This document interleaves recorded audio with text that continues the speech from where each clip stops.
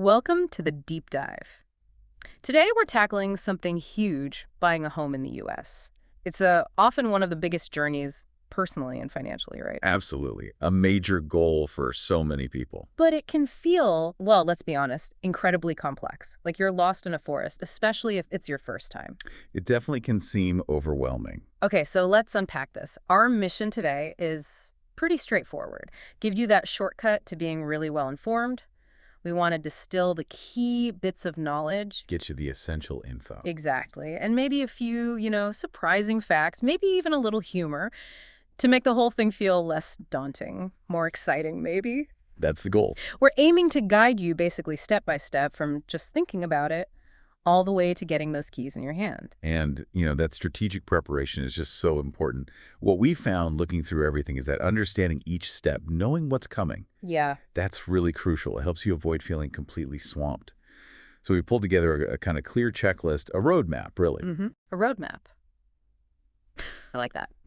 Okay, so let's jump in. Segment 1. Laying that financial foundation, getting ready. The groundwork. Yeah, and what I found really interesting right off the bat was this focus on looking inward first before you even glance at listings. Step 1 is assess your readiness and define your goals. It's about asking yourself why. Why do I want to buy a home? What do I actually need? And it sounds simple, but it's fundamental. It really is, because surprisingly, a lot of first-time buyers' remorse isn't about the money. It's about overlooking the lifestyle fit. Oh, definitely. Like realizing the dream commute is actually a total nightmare in reality. Exactly. Or the quiet street feels, well, too quiet, isolated. The source is really stress thinking beyond just needing more space. How does this specific home fit your life, your future? Considering things like, are you planning a family? Job stability, that's a big one. How long do you realistically see yourself staying put? Right. It's such a huge commitment. Yep. So clarifying what you want, space, sure, but also location, investment potential, it's vital. Helps avoid that oops moment later. Yeah. Building right on that, the next step, logically, is check your finances and budget. Time for a good, hard look at your financial health. Okay, the numbers part. Yeah. And a key piece here, maybe obviously, is your credit score. It directly impacts the mortgage rate you'll get. Higher score usually means a better rate. Lower monthly payments, less interest over time. Precisely. And here's a little nugget we found. Even small improvements to your score, maybe in the months before you apply, that can literally save you thousands over the life of the loan. Wow, okay. Good to know. Beyond the score, you need to calculate how much house you can actually afford. And this isn't just a guess. It's based on your income, your debts, what you've saved. And it's more than just the sticker price. Absolutely. You need a comprehensive budget. Yeah. We're talking the mortgage payment itself, yes, but also property taxes, homeowners insurance, maybe HOA fees. And maintenance. Can't forget that. Critically important. It's like buying a car, but forgetting to budget for gas or oil changes. It adds up. Okay, so you know why you want to buy. You've checked the finances. What's next? Saving. Exactly. Step 3, save for your down payment and closing costs. Now, you often hear about the ideal 20% down payment. Right, to avoid PMI. Correct. Private mortgage insurance. It's an extra monthly cost if you put down less than 20%. But here's something interesting many people miss. You can often request to have PMI removed once you reach 20% equity in the home, not just based on your initial down payment. You usually have to ask, though. Ah, proactive. Good tip. Could save real money. It really could. Now, plenty of buyers put down less than 20%. That's very common. And certain loans, like FHA loans, have lower minimums. Okay. But besides the down payment, you also need to save for closing costs. That's typically another 2 to 5% of the home's price. And that covers things like the appraisal, title insurance. Attorney fees, recording fees. Oh, yeah. A whole list of things that could sneak up on you if you're not prepared. So more saving. Definitely. And also, it's really worth looking into first-time homebuyer programs in your area. Grants, assistance, low down payment options. There might be help available you don't even know about. Okay, super helpful. Knowing those costs up front and that PMI tip, that's gold. So finances sorted, goals clear. Now what? Do we start looking at houses? Almost. But first, a crucial step, and the sources really hammer this home. Step 4, get pre-approved for a mortgage before you house hunt. Before. Okay, why is that so critical? Well, pre-approval is where a lender actually digs into your credit, your finances, and says, okay, based on this, we'll likely lend you this much. Conditionally, of course. Got it. So it's not just a quick estimate. Exactly. And it does two really important things. One, it tells you your realistic borrowing limit, narrows down your search instantly. Makes sense. Prevents heartbreak over houses you can't afford. Right. And two, it shows sellers you're a serious qualified buyer in a hot market. That can be a huge advantage, maybe even the deciding factor if there are multiple offers. So it gives you leverage. I wanted to ask about this pre-approval stage. Are there common mistakes people make?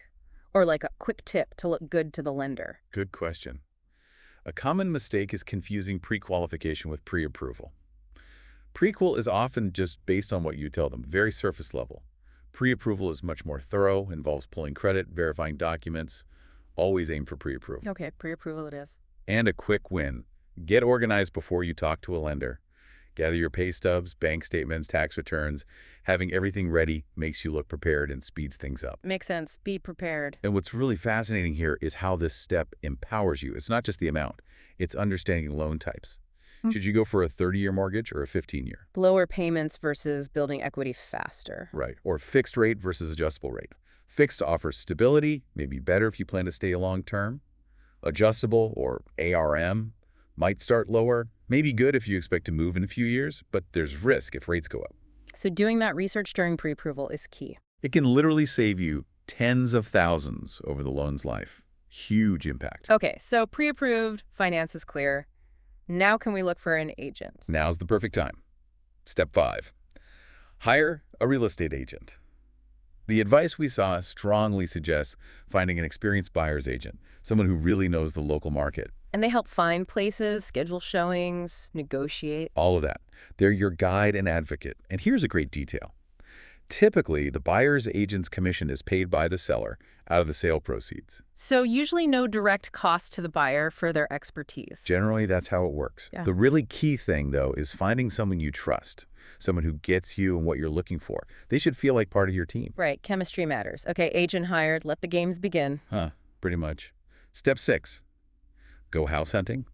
This is the fun part for many people, seeing the possibilities. Finally looking at houses. Yep. Focus on homes within your budget and meeting your criteria. Go to open houses, schedule showings, really explore the neighborhoods, drive around at different times of day. Good tip. But the sources warn about falling in love too fast, right? They do. It's so easy to get emotionally attached to the first nice house you see. But try to resist. Compare multiple options. It's a big decision. Think with your head, not just your heart. Easier said than done sometimes. Definitely. And remember those practical things. What's the commute really like? How are the schools? Does it need work? Factor that in.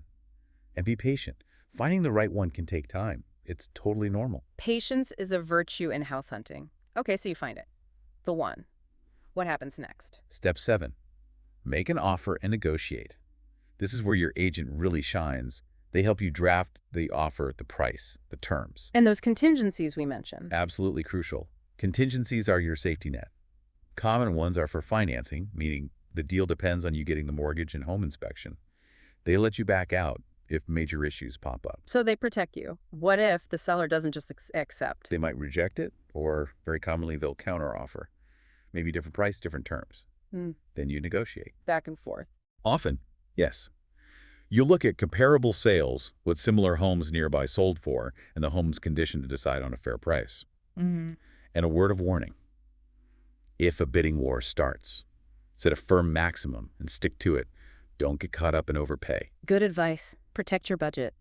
You mentioned contingencies being a safety net. Are there ways buyers mess this up, like thinking they're covered when they're not? Oh, yeah. A big one is not having clear timelines or scope in the contingency. Like an inspection contingency usually has a deadline, maybe 10 days. Miss that deadline to raise issues. You might lose your ability to negotiate or walk away based on the inspection. Wow, details matter. Hugely. Or a vague financing contingency. It needs to be specific to your ability to get the loan. That's why a good agent reviewing the details is so valuable. Which leads us perfectly to step 8. Get a home inspection. Okay, the offer's accepted. Contingency period starts. Time for the inspection. Exactly. Schedule this ASAP. You hire a licensed professional inspector. They go through the property with a fine-tooth comb. Structure, roof, plumbing, electrical, HVAC, everything. Looking for hidden problems. Hidden problems, potential safety issues, things that might cost you big money down the road. They give you a detailed report. And this report gives you leverage, right? How does that work? Tremendous leverage. If the inspection finds major issues, say the roof needs replacing or the wiring is faulty, you can go back to the seller. And ask them to fix it. You can ask for repairs or ask for a credit at closing so you can handle the repairs yourself later. Or if the problems are too big or you can't agree, that inspection contingency lets you walk away from the deal entirely. So it's a critical checkpoint, your last chance to really know what you're buying, warts and all. Precisely. It prevents those nasty, expensive surprises after you move in. Nobody wants a leaky roof surprise. Definitely not. Okay, inspection navigated. What's happening with the mortgage during this? Good question. Step 9. Secure financing final mortgage approval. Remember, pre-approval wasn't the final word. Now the lender does the full underwriting. Underwriting. Sounds intense. It's thorough. You'll submit updated documents, recent pay stubs, bank statements. They verify everything. Your income, assets, debt, creditworthiness. They're making absolutely sure you're a good risk. And this is the stage where you absolutely should not make big financial changes. Crucial warning.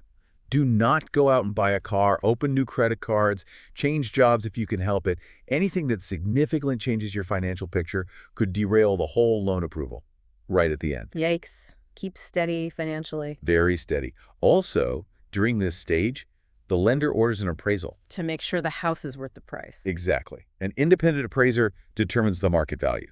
The lender won't lend more than the home is worth. Assuming the appraisal comes in okay, the title search is clear, and your finances pass underwriting. Then you get the magic words. Clear to close. Music to a home buyer's ears. Okay, clear to close. We're almost there. Almost there. Step 10. Final walkthrough and closing. Just before the closing appointment, usually the day of or day before. You walk through the house one last time. Yep. The final walkthrough. You check that any agreed-upon repairs were actually done and that the house is in the condition you expect. No new holes in the wall, appliances are still there. Makes sense. Verify everything. Then the closing itself, often called settlement. You go to the title company or attorney's office, there's a mountain of paperwork to sign. Get ready for hand cramps. Pretty much. You'll pay your remaining down payment and all those closing costs, usually with a cashier's check or wire transfer. The seller signs the deed over to you. You get the keys. Congratulations, you are officially a homeowner. Amazing. What a process. But so worth it at that moment, I imagine. Anything else right after closing? Just a couple of housekeeping things. Keep copies of all your closing documents in a safe place, and make sure the deed gets recorded with the county. Usually the title company handles this, but just confirm. Got it. Keys in hand.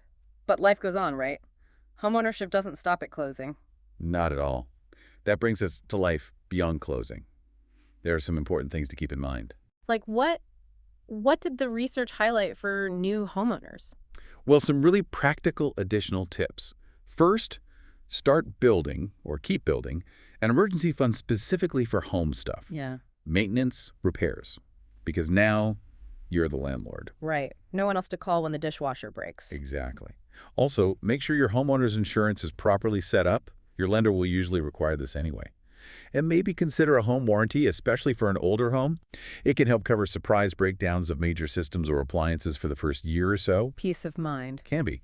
And finally, don't forget the potential long-term financial pluses. Things like potential tax deductions, mortgage interest, property taxes. It's smart to understand those and factor them into your overall financial plan. Good point. The benefits beyond just having a place to live. Yeah, knowledge is power, especially when it comes to your finances of this huge asset. Understanding how to leverage it long-term is key. Wow. Okay, so from figuring out the why, sorting the money, the search, the offer, inspections, financing hurdles, finally the closing, we've covered a lot of ground. It's definitely a journey. But hopefully, with this deep dive, understanding these steps, having the right people helping you, the whole process feels much less mysterious, more manageable, maybe even, dare I say, rewarding. That's absolutely the idea. You should feel more empowered now, more confident approaching homeownership because you have a clearer picture of what each stage involves. It's a big deal, but totally doable with the right preparation. Agreed. Knowledge is key. So as we wrap up, here's something for you to think about.